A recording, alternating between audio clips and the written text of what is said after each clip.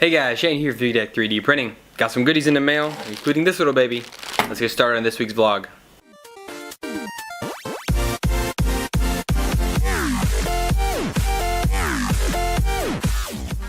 Welcome back, guys. So I'm super excited. We finally got something and we're just gonna dive right in and get this started. Here we have the new and improved MKS 1.5 board. Well, that's actually an MKS 1.4 board they sent me this time instead of 1.5 from Triangle Labs. So this is fantastic. This one is different than the 1.4 that I have with my Fugatech FT5 because this one has the integrated stepper drivers. So they have potentiometers on them so you can adjust your voltage in there, but I had not seen a 1.4 this way before. I'm very excited. So this means I can finally work on and hopefully finish the Triangle Labs D-Force Mini Delta 3D printer kit. I can do part 3 now, which is going to be the finishing the build and part of configuration, and I might just do the prints there, end it there, and then part 4 probably like a review after I do some prints with it or whatnot once I finally learn how to level a Delta printer. But anyways, glad this came in. It also came with some new stepper driver, or sorry, the stepper motor cables, so that could be useful. Maybe, you know, because I've swapped the cables on those like 50 times, so a new set would be nice. But I'm gonna get started on this hopefully soon, and we'll have you'll see the video on that when it comes out. All right, next here I got some spare parts from Philistruder. So as I mentioned before, the E3D on the FT5 has given me some issues as of late with the thermistor. It's probably all caused by me because I cannot stop swapping parts on that thing. But so they come with cables and cables. Lots of cables come with this. I ordered 2 extra fans, a extra volcano nozzle block because my block is just disgusting and it looks horrible. So I wanted to get a fresh block. They're cheap anyways. And I have 3 new thermistors. So one thermistor is going to go on there, and it comes with the associated hardware needed for doing a lot of that. So I'm actually debating on switching. I have solid core wire in there right now, and I'm noticing some issues, and I think that's why the BL Touch kind of crapped out on me.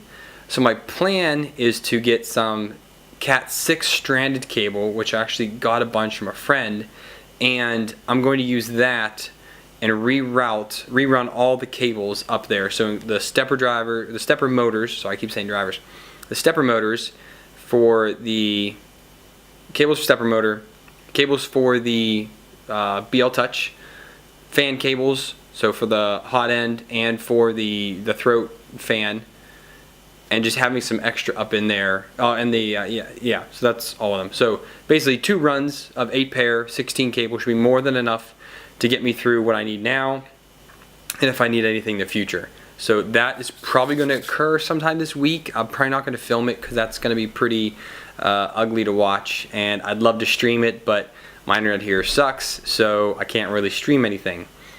That would be cool though, if I could. But anyways, that's kind of what's going to be going on with these new spare parts. And another thing I have in here is this.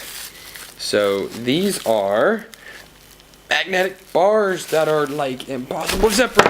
Oh, mother, jeez. Here we go. So these are magnetic tool holders that I picked up on eBay. I think it was $12 for the set of 3. And man, can they hold on tight. So I got these because these will mount really nice to the horizontal bars on the FT5. So instead of worried about, I've been looking for a tool holder. So let me go back real quick. I got these because I cannot find a decent tool holder for 2020 extrusion to save my life. I've looked everywhere, far and wide. I've used Yagi, what's that, Get STLs or whatever it's called as well. I mean, I have used near everything that I can imagine to try and find a decent tool holder that bolts onto 2020 extrusion. So eventually I just said, you know what, screw it. So this smaller one, or medium-sized one I should say, will fit perfectly on the side of the FT5, and then this one I will probably put above it or maybe just on one of the vertical bars somewhere. And this one here is humongous. I might not use it at all. It might just get mounted here because it's even too long for any of the vertical rails on the FT5. It's just too doggone big. So this might just end up using for my own personal tools, not the 3D printing tools that I have. But these will be great because I can get something and just put it right there like so, and I'm ready to have it. What do I got here? I got tweezers. If you need them, take them off. When you're done, just throw it back on there. And it's really going to help me declutter my desk because you can see I've got tools and putty knives and knife and all kinds of things kind of just around that I use all the time, but they're just in the way. So this is going to help me declutter my desk, hopefully. It's something I've been trying to do for a long time. So that's what came in the mail, and I'm working on the review for the Toner Plastics PETG. And because the extruder sometimes works really well, sometimes it doesn't. I should say the thermistor sometimes works really well, sometimes it doesn't. When it fails nice and hard. So I was making a nice huge Fugatech 3D printing maker coin. There it is against my hand. This is 500% of my model. So the largest I'd ever made to date was a 300%, which is the orange right here. Ooh, look at that, that's pretty good. That orange one is 300% of the original model. And I was like, you know what, I've been wanting to make a huge one for a long time. Fresh roll PETG, why not? And it failed. It was printing beautifully though. It handled a lot of this really well. Some of the support is a little harder to get off than I was kind of anticipating, but once I take an X-Acto knife or something and just give it a good scrape around here, a lot of that comes right back off. A little bit of sanding if I have to. But this is gonna be sweet when I get it actually printed. Underneath came out really well. This PETG is really nice. So if you guys haven't printed with PETG yet, it's kind of, I consider it the in-between, the best of both worlds between ABS and PLA. It is strong in my opinion. Some might disagree, but I think that PETG is very strong. It has flex to it, where PLA does not. PLA is very brittle. PETG is not as brittle.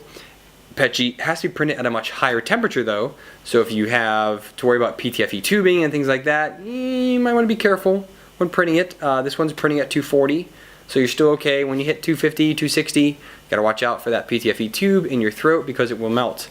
And I've done that before, so it sucks. So this is 10% infill, 3 perimeters, 3 tops and 3 bottoms. I did 3 perimeters simply because it's such a big print, and when I'm starting to do a lot of the, I'll call them the bridgings, they're not really bridges, but just the bottom layers, I wanted to make sure that they would be able to latch onto the previous layer well enough. And it's been doing fantastic. So again, I like PETG a lot. It's a really cool filament. This is going to be cool once it works. So when I'm done with this, we're going to put a new thermistor in there and start to print again. And then this weekend, again, I'm probably going to switch out the cabling on that. And that's that. So for videos hitting the street, I've finished filming because my desk is littered with all of the fan setups and everything here. I finished filming the fan setups. I finished editing it. It's been uploaded. I'm just waiting a few days to publish it because my vlog from last week is a little late to actually finally get published. I got horribly sick on Thursday and Friday, and I was out for the count for pretty much the entire week, and I didn't start filming again until Sunday night, and that was pretty brutal. So I'm feeling much better now, so thank you if you care, and I can now get back to work. But yeah, that knocked me out pretty bad. 2 of my kids were sick as well. My wife got sick for about a day as well, so it was a whole house of yuck, and now we're doing better, so we can get back to work. Again, the fan setup has been filmed, ready to hit the streets, and I'm going to be doing the silicone heat pad for the FT5 here soon. That'll probably be one of the next videos I work on, and obviously I'm working on the Toner Plastics PETG video. So I'll say that I have decided that I am going to buy the Monoprice Mini Select with the funds that you guys have helped me accrue via my affiliate links or Patreon or any of those. I'll have everything together pretty much next month that I can go ahead and make my purchase. And also on top of that, I'm going to purchase a few mods for the printer. The first one I'm going to purchase is from a company called Fourth Dimensions. I'll link their Facebook group down, or their Facebook page down below, and they have a little shop on there. And he probably doesn't need this publicity because he has already sold out of everything, but he makes a new bed for the Monoprice Mini, and that is 130 millimeters by 250 millimeters. Default is 130 by 130, and he basically doubles the y-axis size of that. And it comes with the new aluminum bed top, it comes with the new aluminum bed carriage, it comes with longer rods, it comes with a bigger belt. You can buy it finished or unfinished. I'm going to buy it finished just so I don't have to worry about painting it. It's too cold here and it's more work than I want to do right now. So I'm going to get it finished. It's like $35, $40. I mean, it's super cheap upgrade. He also is having some side panels made because the Monoprice Mini Select runs off of which I have this here, one of these, a brick on the desk power supply. And no one likes that. So what you can do is you can take off the side panel, you can buy your own 250, 400 watt small form factor power supply, mount it in there. But with the side panels already on, there's only 2 mounting holes. With the new side panel, he actually puts more mounting holes in there, rearranges the fan holes, rearranges the hole so that the cable and thermistor from the new heated bed can route differently. It's all around better deal, and I think that's also going to be pretty cheap, probably like $15 or $20. He has really good prices for what he's doing, and he's also working on getting some heated beds for bolt-on heated beds for that, because you can use the default one, but I want one the entire way. I reached out to Kenvono, Kenvono, and they quoted me at $40 a piece for a 200 watt 12 volt bed that fits the 130 by 250. So we'll see which one I end up going with. I'll probably end up just going with the kit from Fourth Dimensions, support the small companies. I like doing that. But again, so that is going to be the next big thing. I'm going to do a video and basically unboxing, things like that. I'll do a review of the printer, which even there's a ton of them out there. I'm going to do the upgrades on camera. I'll do a review of those upgrades. I think they look like they're going to be fantastic. People in the Monoprice Mini Select Facebook group are ecstatic about it. They talk very highly about his mods, and again, his prices are just great. So I can't pass that up. That's going to be coming up here in the next few months. Once again, so next month I'll probably be looking to purchase that. So thank you guys for your support. It's really starting to show here. I'm happy to be getting all that. I mean, these couple things here were purchased with some of the funds that I had received as well through those ways. So keep it up, guys. I'm super happy, and thank you so much for that. So that's pretty much it for this week, guys. Quick and dirty. Thank you again for all your support. The views are pouring in. I will say this: I have gotten 100 subscribers in 2 weeks.